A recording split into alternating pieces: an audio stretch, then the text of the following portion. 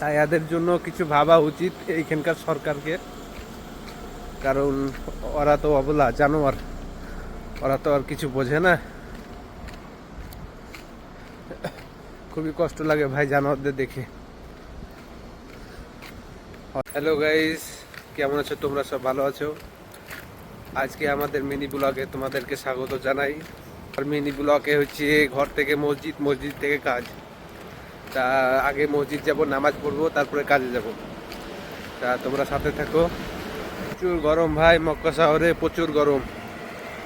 বৃষ্টির আশায় বসে আছি আমরা, বৃষ্টি এলেই ঠান্ডা আসবে। আমি মসজিদ চলে এসেছি, আমি নামাজ পড়বো এখন।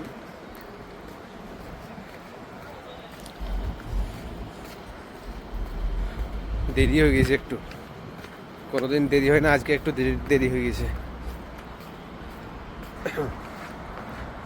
চলে এসেছি।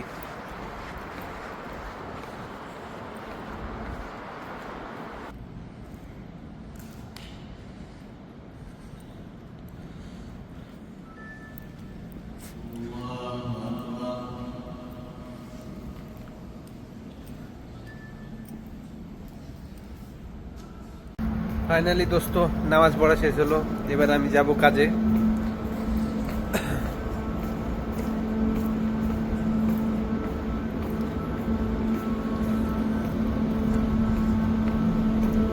মক্কা শহরে গরম প্রচুর, 8 মাস গরম থাকে। তা এখানে আমাকে ঠান্ডা লেগেছে, প্রচন্ড ঠান্ডা এখানে, আমার ঠান্ডা ছাড়তেছে না। এখন রোদ বেশি।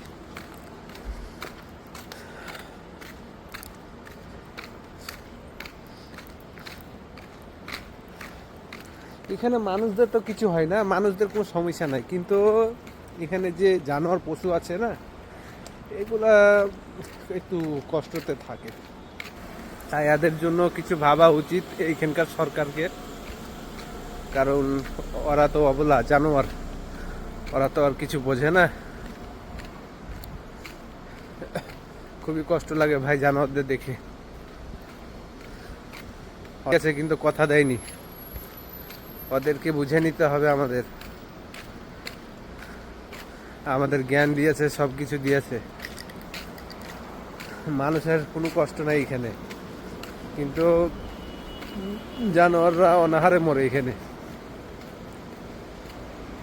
এত প্রচন্ড গরম বলার বাহির ভাই। তা জানোয়ারদের জন্য একটু ভাবা উচিত।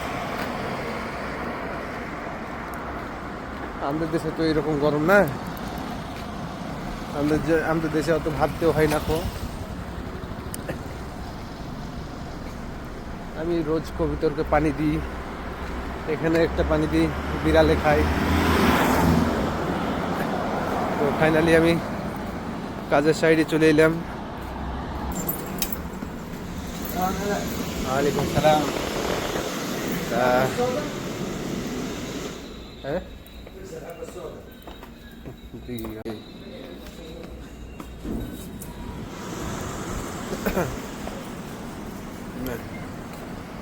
ফার্স্টে এসে আমার কাম হচ্ছে কবুতরের যে ঢপগুলা কেটে দেখছি, সেটাকে একটু ধুয়ে পানি দিই। যেগুলো বোতলগুনাকে কেটে রাখছি সেগুলোকে ধুয়ে পানি দিই। তা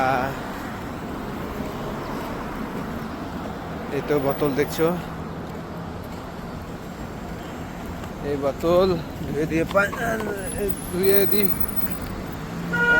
গাছকেও পানি দিতে হয় ভাই গো, তোমরা কেউ বিশ্বাস করবে না। দেখো এই গাছ দেখো, সব মারা গেছে। এমন রোদ, সব রোদে পুড়ে মারা গেছে। আমি আগে যদি জানতাম যদি পানি না দেয় তাহলে আমি রোজ পানি দিতাম। এখন 3টা গাছকে পানি দিই, 3টা গাছ বেঁচে আছে। তা ভাই যে যেখানে আছে একটু পশু পাখিদের দিকে নজর রেখে একটু তাদের খেয়াল করিও, কারণ তারা অসহায়, তারা কিছু জানে না। তাদের জন্য একটু দেখিও, ভালো করে লক্ষ্য করিও। আচ্ছা তা ঠিক, ভালো থাকো, বাই বাই। আবার দেখা হবে অন্য ভিডিওতে।